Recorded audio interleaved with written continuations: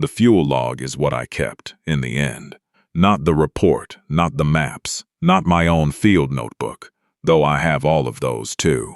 The fuel log is a green carbon duplicate book, the kind the district used for vehicle logs in those years, and the page for that day is still in it, and it says, "We left the south gate with the tank reading just under 3/4 and came back to the gate reading a hair above empty. 3/4 of a tank to cross 22 miles of gravel in a half-ton truck. The truck got about 14 to the gallon on that road, loaded. 22 miles is a quarter tank at the outside. We burned more than half a tank. The numbers on that page have never balanced, and they never will. And the only reason I still have the book is that when the maintenance review wrapped up, I was supposed to turn in the originals, and I turned in a clean rewritten copy and kept the carbon, which is the first dishonest thing I did in this whole business and not the last. I want to lay the geography out plain before I tell it, because the whole thing only makes sense if you hold the distances in your head the way I did, then the way everyone who worked Greywater did. There was a service road off the south end of the forest, gravel, closed to the public, behind a swing gate, that ran from the south gate down to a turnaround at the foot of one of the Black Lakes. 11 miles. That was the surveyed length and the field length and the everybody knows it length. 11 miles, gate to turnaround. The road crews drove it. The fire access plans used it. I'd run it myself a dozen times over the years to reach the lake for one thing or another. It was a working road. There were mile markers, the old wooden kind, little white painted boards nailed to trees at the road edge, hand-numbered, because the markers predated any reflective signage and nobody ever replaced them. There were culverts where the road crossed the wet ditches, and the culverts were numbered with little riveted tags, and the numbers ran in sequence the way culvert numbers do, low at the gate and climbing toward the lake. There was a lake drainage that ran alongside the last few miles. Black water in the ditch on the lakeside. 11 miles. You could set your watch by it on that gravel, about 35 minutes each way at the speed the washboard allowed. I worked that forest a long time, 26 years on the ground, and 11 summers in a fire tower before that, and the tower years are why distance and direction mean what they mean to me. A lookout's whole craft is taking a bearing on a smoke and laying it down on a map true. So a truck goes to the right road and not the wrong one. I came out of that work trusting two things above all others, the compass and the odometer, because they don't have opinions. They don't get tired. A road is the distance it is. I built a career on that, and I'd have told you, before this, that a road being a different length, depending on which way you drove it, was not a thing that could happen. Any more than water could run uphill, because you asked it nicely. The reason we were on the road at all was a missing person, though it started as a maintenance call, and the way the two folded together is part of what I've never been able to straighten out. A young woman had gone missing near the lake at the end of that road a few days before. Hiker came up alone, told a friend she was going to camp at the lake and walk some of the old shore. Her car was at the south gate, outside the swing gate, where you'd leave it.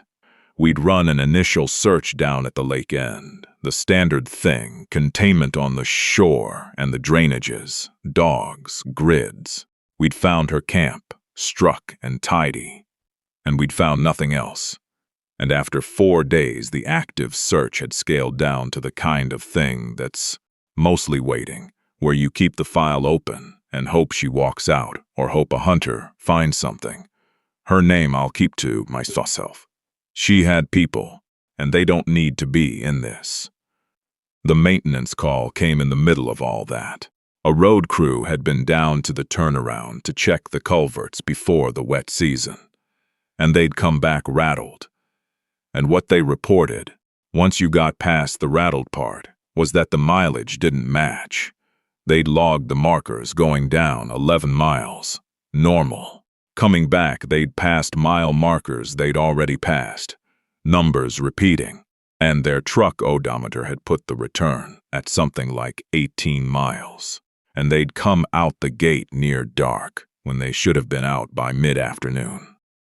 The crew chief, a steady man named Bufford, who'd run gravel in that forest for 20 years and was not given to nerves, wrote in his maintenance memo, in his own hand, 3 words I still have because they're on the survey sheet in my drawer.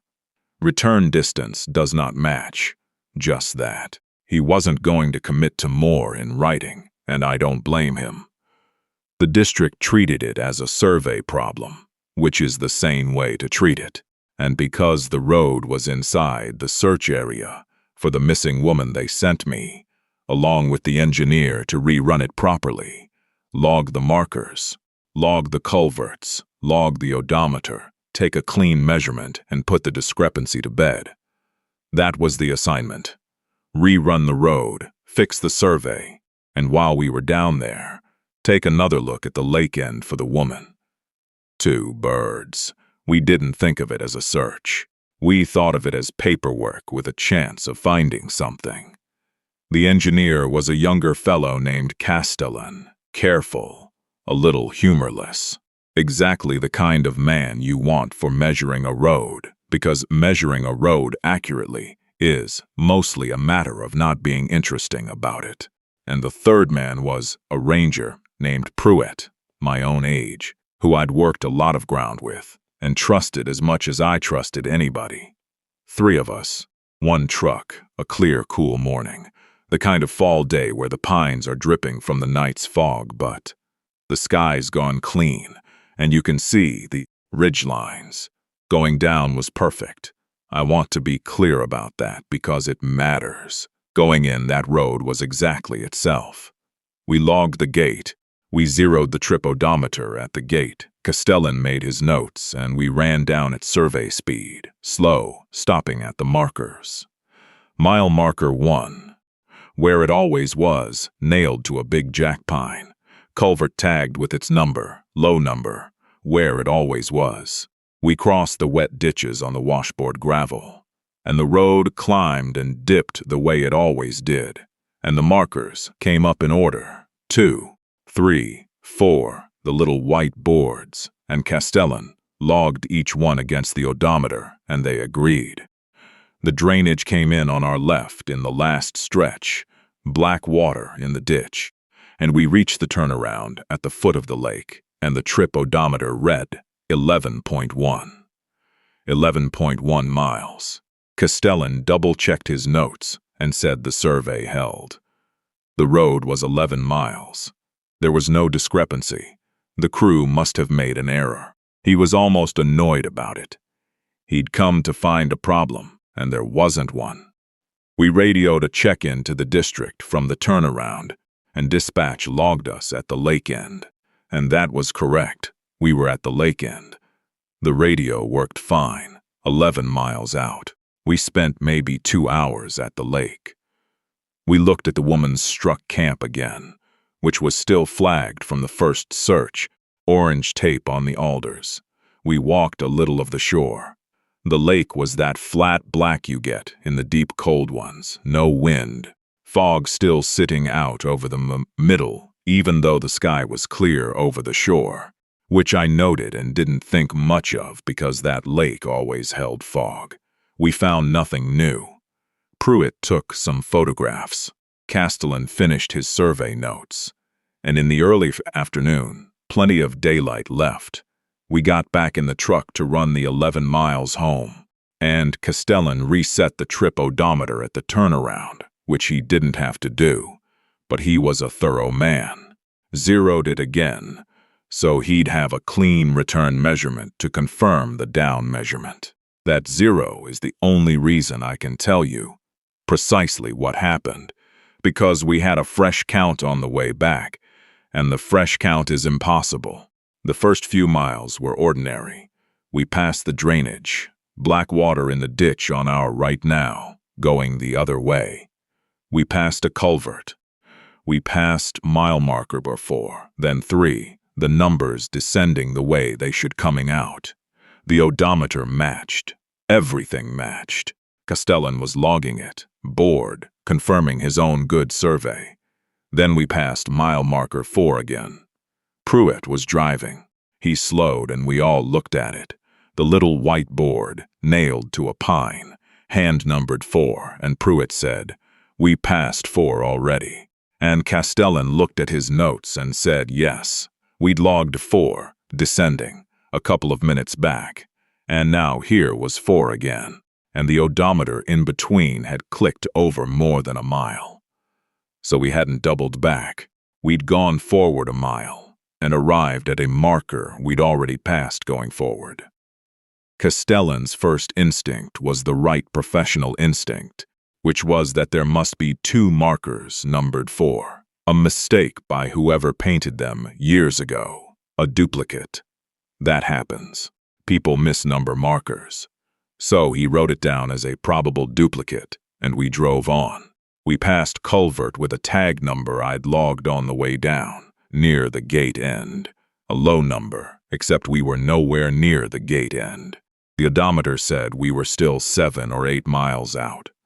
A low-numbered culvert, 7 miles from where it belonged. Castellan stopped writing for a second when I pointed it out. Then he wrote it down, too, as another probable tag error, and I watched him write it, and I watched his hand, and his hand wasn't as steady as it had been at the lake. The repeats came faster after that, or maybe they didn't. Maybe I only remember them faster. A broken reflector post, snapped off at an angle, leaning, very particular, the kind of you'd only see once on a road, and we passed it, and then, a few minutes later, we passed a broken reflector post snapped off at the same angle leaning the same way, and Pruitt didn't say anything that time, he just slowed and looked and sped up. Orange flagging tape tied at a bend, tied in a particular way, a clove hitch snugged around the branch the way some of us tied it. And we passed that bend, and then we passed a bend, with the same flagging tied the same way. And I knew it was the same because the tape had a torn fishtail end I'd noticed. The first time and the second one had the torn fishtail too. The same tape, the same bend, more than once. I want to be fair to how this felt, because it did not feel like the movies make that kind of thing feel. It didn't feel like a haunted road. It felt like an error. Your whole mind goes to error first, because error is survivable, and the alternative isn't. We told ourselves the truck was wrong. Pruitt said it first. The odometer's slipping, the cable's bad, and that's a real thing. A speedometer cable can go bad and throw the odometer off, and we grabbed onto that for a while. Except a bad cable makes the odometer read too few miles, or too many, consistently. It doesn't make you pass the same broken reflector post twice. A bad cable doesn't put mile marker 4 behind you and then in front of you. So the cable theory died, but we kept driving. Because what else do? You keep driving toward the gate. The gate is 11 miles from the lake, and you've driven 11 miles, so the gate is right there. It has to be right there, around this bend or the next one. It wasn't around any of them.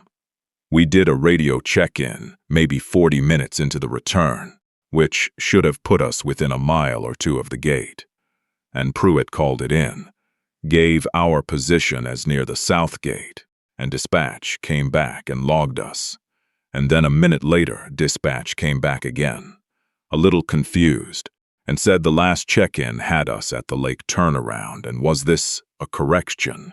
And Pruitt said, "No, that was an hour ago. We're coming out now, near the gate," and dispatch was quiet for a second and then said, "Copy, near the gate," and logged it. I found out later what the log actually said.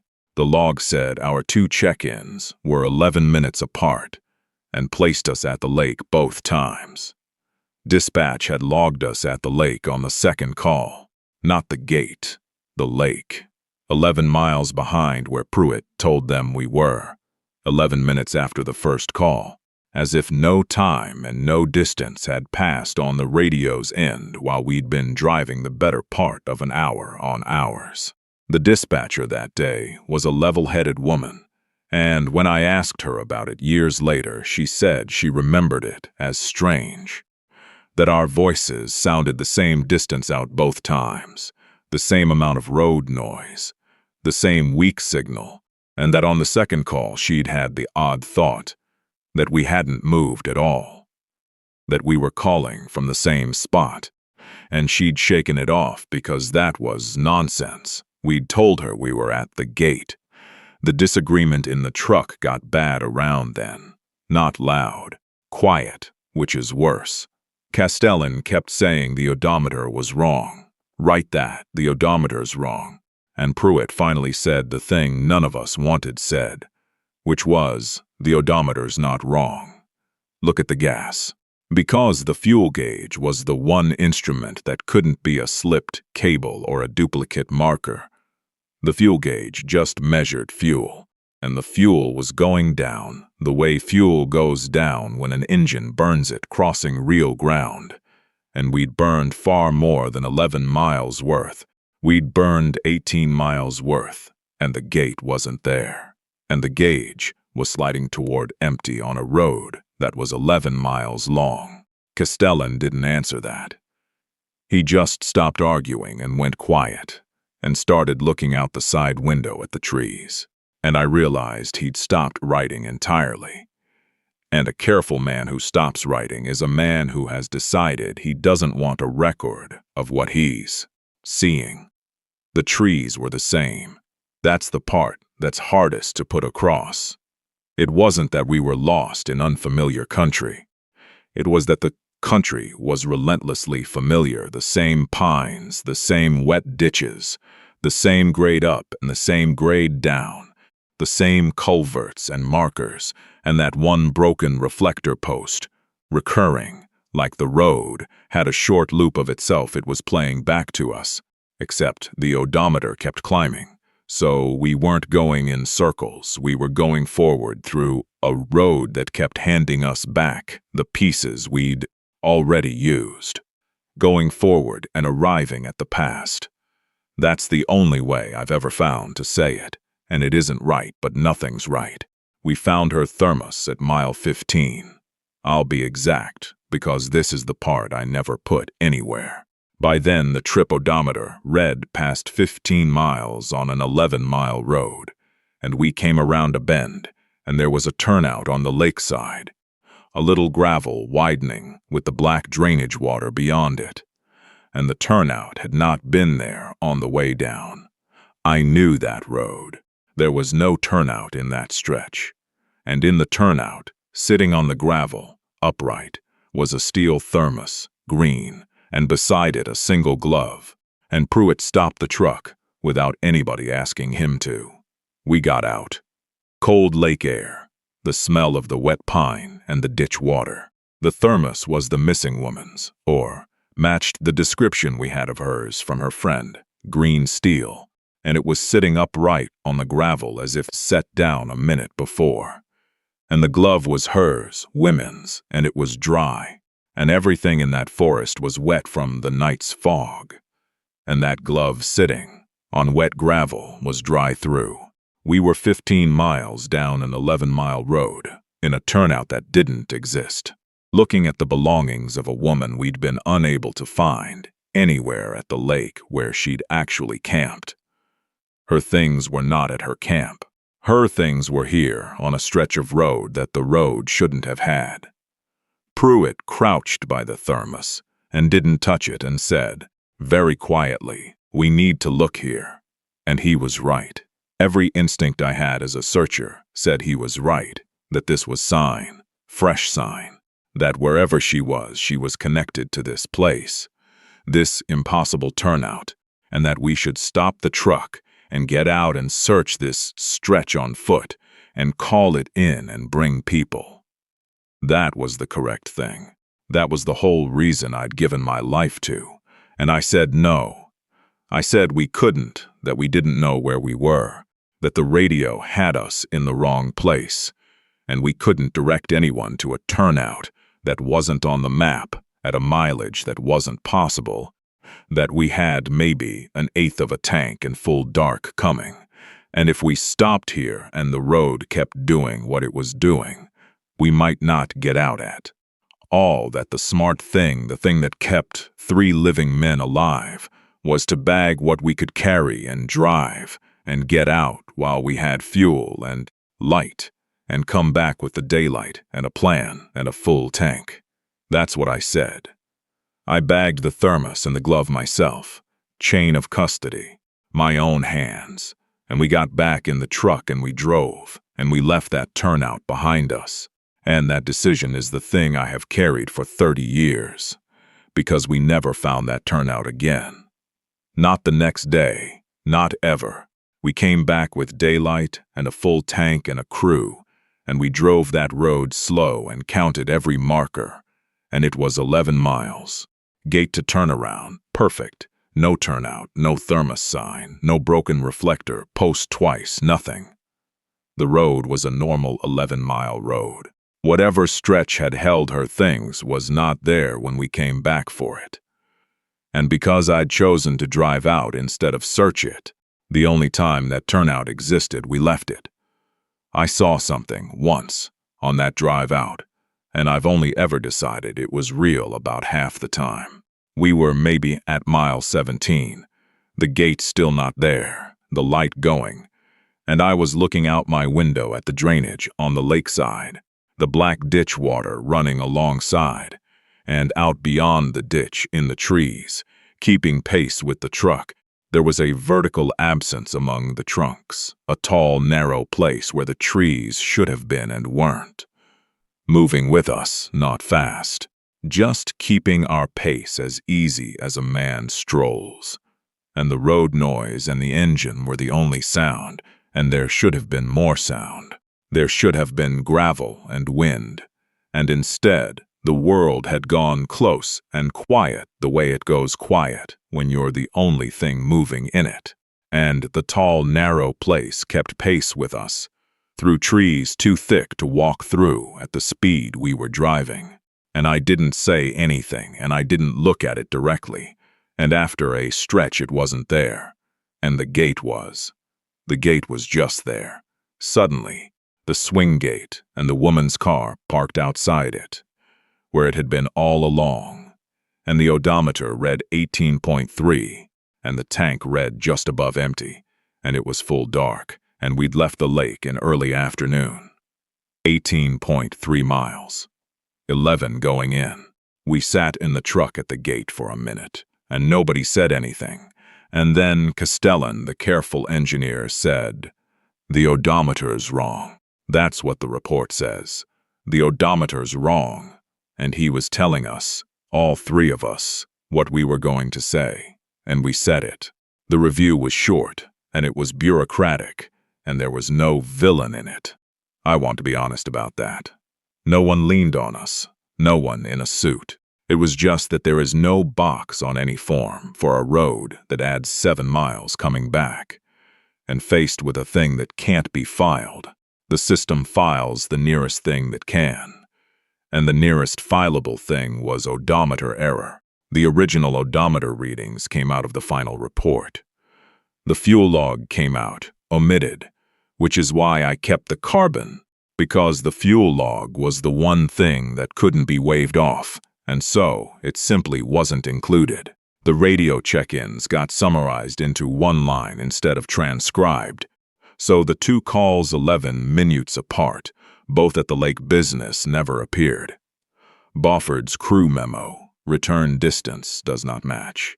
Got attached as an example of the kind of field confusion the bad survey had caused.